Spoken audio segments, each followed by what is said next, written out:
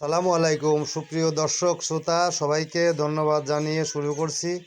মহান আল্লাহ পাকের রহমত যে আজকে প্রথম তারাবির দিনে আর একটা ভিডিও আসলাম এই জন্য যে মানুষের সবচেয়ে বড় কথা কি জানেন, যে মিষ্টি কথা পরে তিতে লাগে। জানেন, মিষ্টি কথাই পরে তিতে লাগে।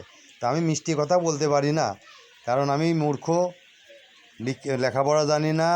আমি ছোটোবেলার থেকে আমার বাপের সমান আর্থিক অবস্থা ছিল না আমার শিক্ষার অর্জন করার মতো, কিন্তু আল্লাহর রহমত, আপনাদের অশেষ মেহেরবানিতে আল্লাহ পাক যে মেধা দিয়েছে এই মেধাতেই অনেকটা আগায়ে গেছিলাম। তো আবার হয়তোবা আল্লাহরই রহমত ছিল, পিছাইয়ে গেছি। আবার আল্লাহর রহমত হলে আপনাদের 10 জনের দোয়া থাকলে আমি পিছাবো না, আগায়ে যাব। এই ফিট তৈরি করছি এখন আমি নিজে।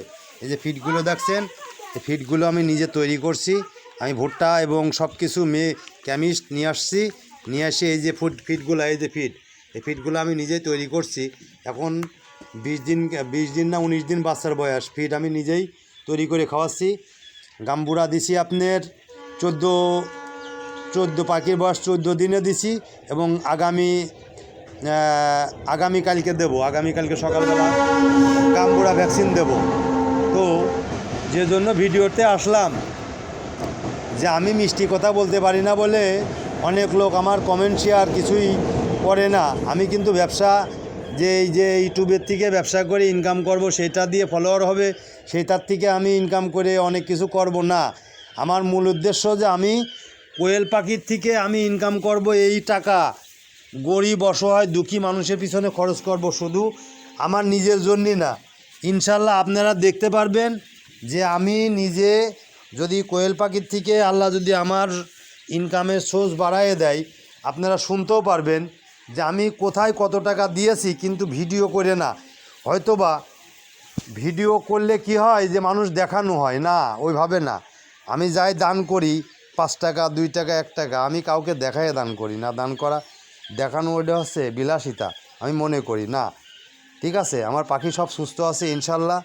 আমার ভুলের কারণ আমি জীবনে করি নাই। আমি যেখান থেকে পাখি নিয়েছিলাম, জগতির থেকে, কুষ্টিয়া জগতি বেটার থেকে পাখিগুলো নিয়েছিলাম। বেটা আসলে তার কাছে আর কি বলবো, আল্লাহর কাছে বললে আল্লাহ ওনাকে হিদায়ত দান করুক। মানুষকে ঠকাতে হয় না, ঠকালে পারে আল্লাহ পাক তার ফায়সালা অবশ্যই নিয়ে নেয়। এটা আমার কথা না, আল হাদিসের কথা। কাউকে ঠকাবেন, আপনি আপনি ঠকার জন্য প্রস্তুতি বসে থাকবেন। ইট মারবেন, পাটকেল খাওয়ার জন্য প্রস্তুতি নিয়ে বসে থাকবেন। তো দেখছেন আমার পাখি সব ইনশাল্লাহ সুস্থ আছে। যে জন্য আমি ফোন দিলাম, ভিডিওতে আসলাম এই প্রথম রোজায়, যে আমি মিষ্টি কথা জানি না। এই মিষ্টি কথা না জানার কারণে অনেক লোক, শিক্ষিত মানুষ ভিডিও করে মিষ্টি কথা, ল দিয়ে কথা বলে। আমি ল দিয়ে কথা বলতে পারি না, এবং আমি মিষ্টি কথা জানি না বলে বিধায় আমাকে কমেন্ট শেয়ার কিংবা সাবস্ক্রাইব কেউ করে না। তো এতে আমার দুঃখ নাই।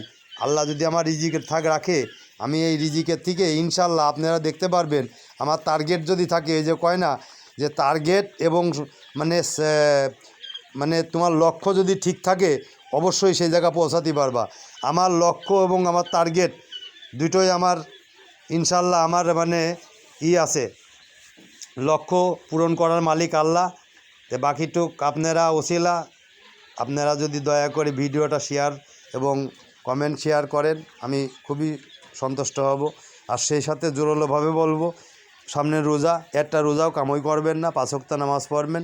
সবচেয়ে বড় কথা, বাপ মার জন্য দোয়া করবেন, এবং বাপ মা যদি মারা যায় দোয়া করবেন। না হলে বাপ মার খেদমত যদি বেঁচে থাকে, খেদমত করবেন অবশ্যই, আল্লাহ জান্নাতবাসী করবে।